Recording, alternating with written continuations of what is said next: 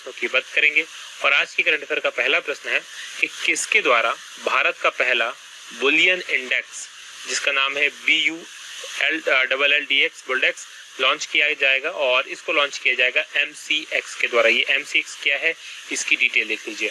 तो भारत में जो multi commodity exchange of India है, जिसको शॉर्ट में MCX कहा जाता है, यहाँ पर 24 अगस्त को भारत का पहला बुलियन इंडेक्स बुल्डेक्स के नाम से इसको लॉन्च किया जाएगा।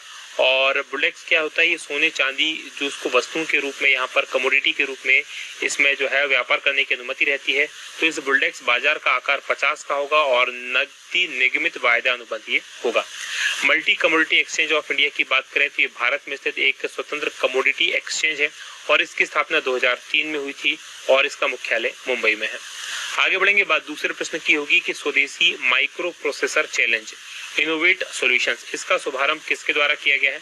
तो इसका शुभारंभ किया गया है जो हमारे सूचना मंत्री हैं रविशंकर प्रसाद जी के द्वारा, यानी कि बी ऑप्शन प्रश्न का सही उत्तर है। डिटेल देख लीजिए क्या है। तो इलेक्ट्रॉनिक्स और सूचना प्रौद्योगिकी मंत्री कौन है भारत के? तो रविशंकर प्रसाद हैं। पटना इलाहाबाद से ये सांसद हैं और इन्होंने आत्मनिर्भर भारत, ये याद रखिएगा, सुपर इंपोर्टेंट है, आत्मनिर्भर भारत, इसके लिए एक पैकेज भी मोदी सरकार ने लॉन्च किया था 20 लाख करोड़ का। तो इसके तहत स्वदेशी micro processor challenge innovate solutions, इसका शुभारंभ किया गया है। और इसके तहत क्या होगा कि जो माइक्रो प्रोसेसर्स होते हैं हमारे मोबाइल में लगते हैं, कंप्यूटर्स में लगते हैं, तो इसका चैलेंज है अलग अलग प्रौद्योगिकी उत्पादों को विकसित करने के लिए इन माइक्रो प्रोसेसर के उपयोग के लिए जो इनोवेटर हैं, जो स्टार्टअप्स हैं और छात्र हैं, उनके लिए है। यानी कि अलग अलग उद्देश्य के लिए माइक्रो प्रोसेसर विकसित किए जाते हैं, मोबाइल्स के लिए, स्मार्ट टीवीज के लिए, कंप्यूटर के लिए। तो ये चाहते हैं कि इनका भी यानी ये भी भारत में ही बनाया जाए। भारत के स्टार्टअप्स, छात्र या इनोवेटर जो इस काम में करना चाहते हैं तो उनके लिए चैलेंज है। और IIT Madras centre for development of advance computing, जिसको हम सीडेक के नाम से जानते हैं, उसने ओपन सोर्स और आर्किटेक्चर का उपयोग करके शक्ति और VIGA नामक 2 माइक्रो प्रोसेसर विकसित किए हैं।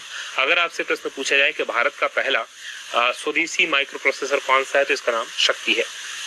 बात करेंगे अगले प्रश्न की। अगला प्रश्न आपके सामने तीसरा है कि अंतर्राष्ट्रीय सौर गठबंधन पहली बार विश्व सौर प्रौद्योगिकी शिखर सम्मेलन, इसका आयोजन कब करेगा? तो इसका जो आयोजन किया जाएगा वो किया जाएगा 8 सितंबर को, यानी कि डी ऑप्शन प्रश्न का सही उत्तर है।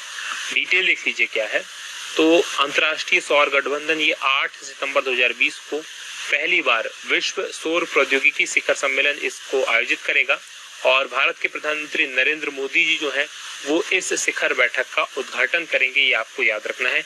और इस शिखर सम्मेलन का उद्देश्य ये है कि ऊर्जा जो है अभी वर्तमान में काफी महंगी है और पर्यावरण के अनुकूल नहीं है, तो उसको सस्ती बनाने के लिए, ये चुनौतियों का समाधान करने के लिए दुनिया के वैज्ञानिक और इंजीनियर्स हैं उनको एक साथ लाना। खासकर सौर ऊर्जा अभी भी काफी महंगी है अपेक्षाकृत।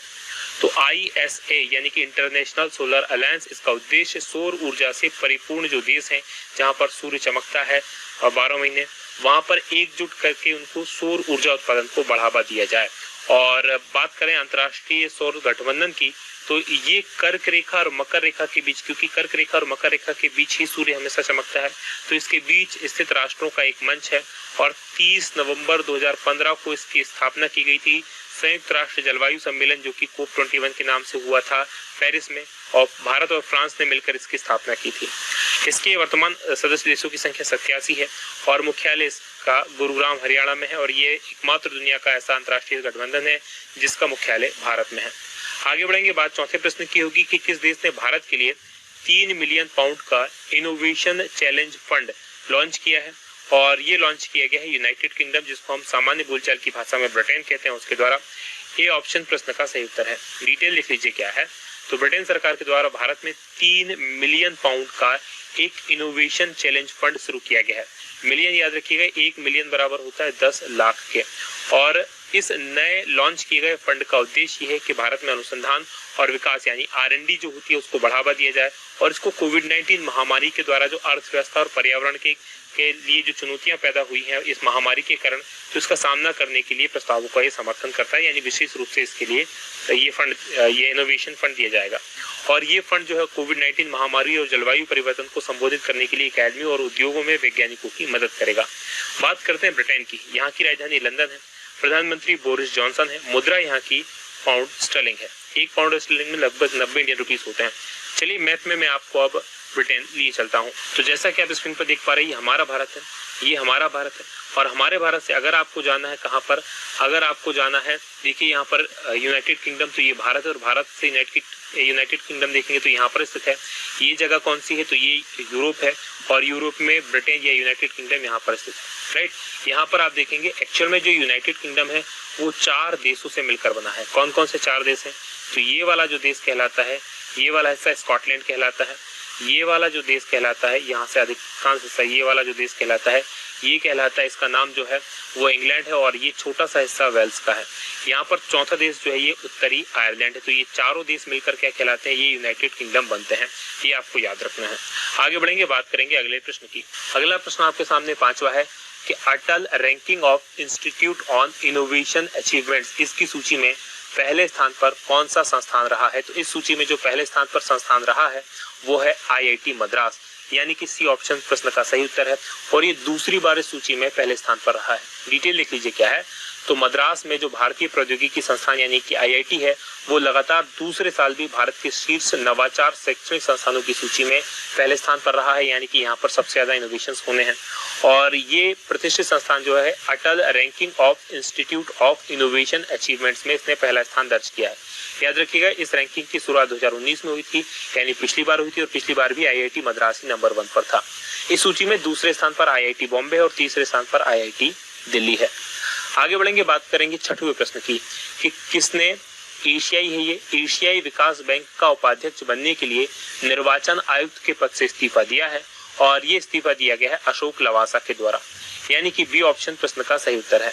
डिटेल लिख लीजिए क्या है, तो निर्वाचन आयुक्त है वर्तमान में अशोक लवासा, और इन्होंने अपने पद से इस्तीफा दे दिया है।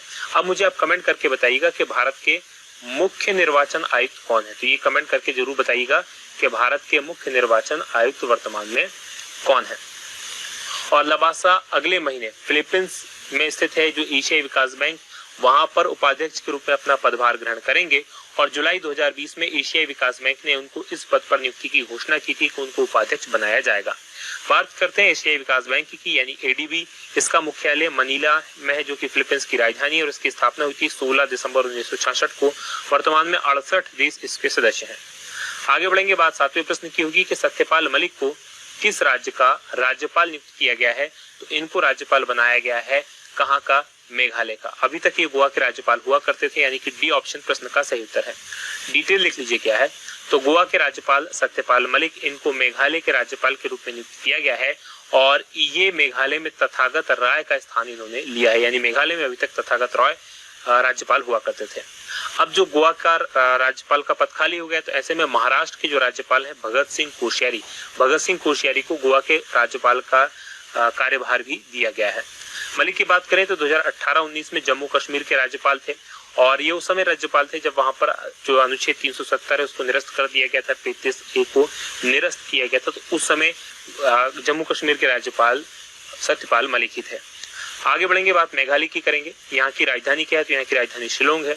मुख्यमंत्री कॉनराड संगमा है, और राज्यपाल सत्यपाल मलिक बन गए हैं। 8वां प्रश्न है कि किस राज्य सरकार ने पढ़ाई तुहार द्वार योजना का शुभारंभ किया है, और इस योजना का शुभारंभ किया गया छत्तीसगढ़ सरकार के द्वारा, यानी कि बी ऑप्शन प्रश्न का सही उत्तर है। डिटेल लिख लीजिए क्या है, तो छत्तीसगढ़ की सरकार ने पढ़ाई तुहार द्वार नामक एक नई योजना का शुभारंभ किया है, और ये छात्रों के लिए योजना शुरू की गई है। ये योजना जो है ये स्कूली छात्रों को कोरोना वायरस प्रकोप के कारण जो कक्षाएं बंद है और उसके कारण जो पढ़ाई में नुकसान हो रहा है, तो ऐसे में अपने क्षेत्रों और गांवों में समुदाय की मदद से अध्ययन करने के लिए सक्षम बनाएगी। साथ ही इसके अलावा एक और कार्यक्रम का शुरू किया गया है, बोल टू के बोल। ये एक ब्लूटूथ आधारित कार्यक्रम है, यानी ऐसे क्षेत्र जहां पर अध्ययन सामग्री इंटरनेट के द्वारा पहुंचे नहीं जा सकती, तो वहां पर ब्लूटूथ के द्वारा इन जो सामग्री होगी, अध्ययन सामग्री, उसको उन जगहों पर पहुंचाया जाएगा। तो ये आपको याद रखना है। बात छत्तीसगढ़ की करते हैं। यहाँ की राजधानी रायपुर है, मुख्यमंत्री भूपेश बघेल हैं, और राज्यपाल यहाँ की अनुसुईया उइके हैं। आगे बढ़ेंगे, 90वें प्रश्न की बात करेंगे कि हाल ही में किस निर्देशक अभिनेता का निधन हो गया है, और इनका नाम है निशिकांत कामत, यानी कि ए ऑप्शन प्रश्न का सही उत्तर है।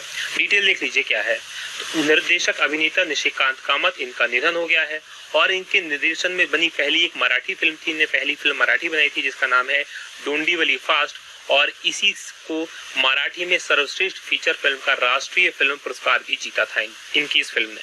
निशिकांत की बात करें तो इन्होंने बॉलीवुड की कुछ लोकप्रिय फिल्म बनाई है जैसे फोर्स, दृश्यम और मदारी, तो इन सब का निर्देशन इन्हीं के द्वारा किया गया है। बात करेंगे हम 10वें प्रश्न की कि किन खिलाड़ियों को राजीव गांधी खेल रत्न पुरस्कार देने की सिफारिश की गई है। तो इस बार 4 खिलाड़ियों को ये पुरस्कार देने की सिफारिश की गई है। ये रोहित शर्मा, विनेश फोगाट, मरियप्पन थंगावेलु और मोनिका बत्रा, यानी कि ए और बी ऑप्शन प्रश्न का सही उत्तर है, सी ऑप्शन सही उत्तर होगा। डिटेल लिख लीजिए क्या है। तो जो राष्ट्रीय खेल पुरस्कार समिति है इसने क्रिकेटर रोहित शर्मा, पहलवान विनेश फोगाट, फोगाट बहनों में है ये विनेश फोगाट है, ये रोहित शर्मा है, ये टेबल टेनिस चैंपियन है मोनिका बत्रा और ये पैरा ओलंपियन है मरियप्पन थंगावेलु, तो इनको राजीव गांधी खेल रत्न पुरस्कार देने की घोषणा की है, सिफारिश की है। जो राजीव गांधी खेल पुरस्कार समारोह है पहली बार इस बार कोरोना वायरस के कारण इनका आयोजन ऑनलाइन होगा। अभी तक क्या होता था कि राष्ट्रपति भवन में इनका आयोजन किया जाता था, लेकिन इस बार इनका आयोजन ऑनलाइन होना है। ये सम्मान राष्ट्रीय खेल दिवस के मौके पर 29 अगस्त 2020 को दिए जाते हैं और महान हॉकी खिलाड़ी मेजर ध्यानचंद का ये जन्मदिन है जिस दिन ये पुरस्कार दिए जाते हैं, ये आपको याद रखना है। तो ये तो आज का हमारा पूरा। हाल ही में किस मशहूर शायर का निधन हो गया है, तो क्या नाम था इनका जिनका निधन हो गया, तो कमेंट करके जरूर बताइएगा।